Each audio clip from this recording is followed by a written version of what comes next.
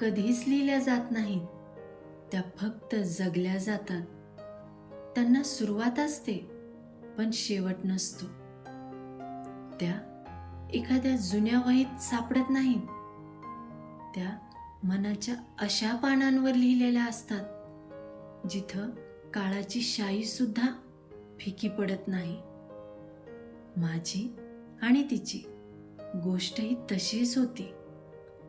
ती प्रेमकथा होती का हे आजही ठामपणे सांगता येणार नाही, कारण प्रेम व्यक्त झालं नव्हतं, पण प्रत्येक श्वासात जगलं होतं.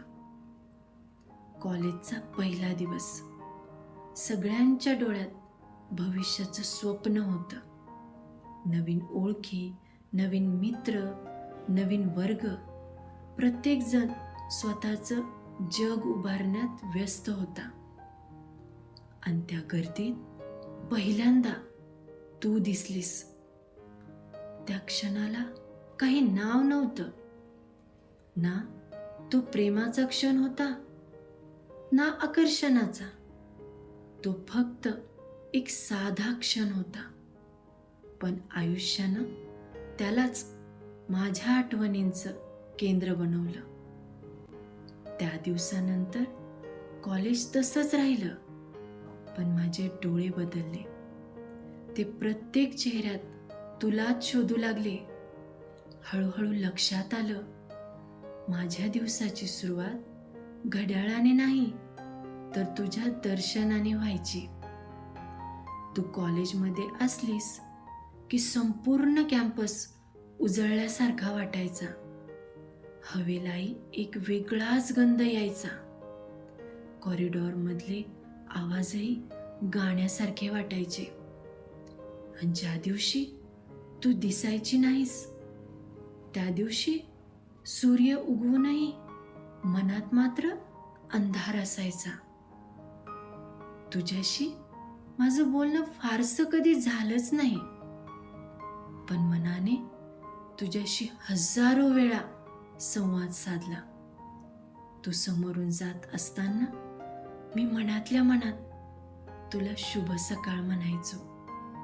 तू नकळत हसायचीस आणि त्या एका हसण्यात मी पूर्ण दिवस जगून घ्यायचो. आज वाटतं कदाचित तो माझा भ्रम होता, पण प्रत्येक प्रेमाला काही सुंदर भ्रम लाभलेले असतात आणि तेच भ्रम कधी कधी वास्तवापेक्षा जास्त जिवंत वाटतात. मी तुला कधीच मिळवण्याचं स्वप्न पाहिलं नाही. मी फक्त तुला आनंदी पाहण्याचं स्वप्न पाहिलं.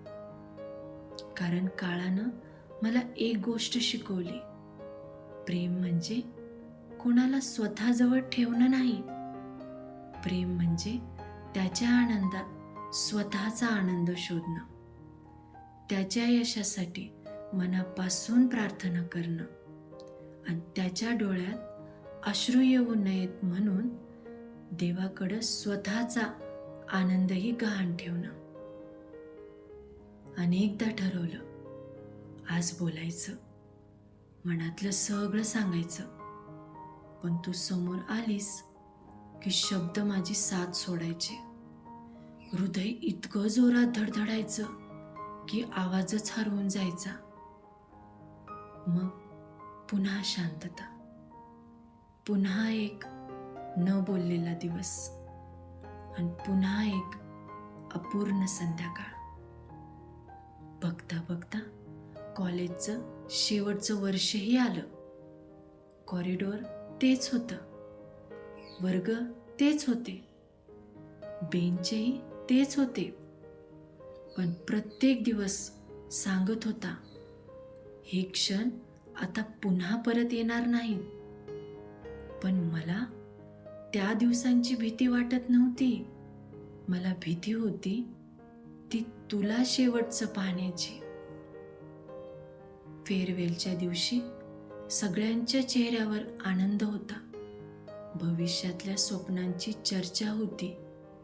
फोटो काढले जात होते, आठवणी जपल्या जात होत्या आणि मी मी तुझा शेवटचा चेहरा मनात कोरत होतो. कारण फोटो काळानुसार हरवतात, पण मनात कोरलेली माणसं ती आयुष्यभर मिटत नाहीत. त्या दिवशी मन पुन्हा म्हणालं, सांगून टाक.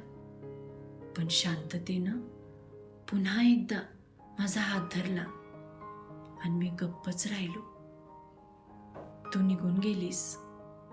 कॉलेज संपलं. आयुष्य नवीन वाटांवर चालू लागलं. पण माझ्या मनातलं एक दार तसंच उघडं राहिलं. आजही कॉलेज समोरून जाताना त्या इमारतीमध्ये मला वर्ग दिसत नाहीत.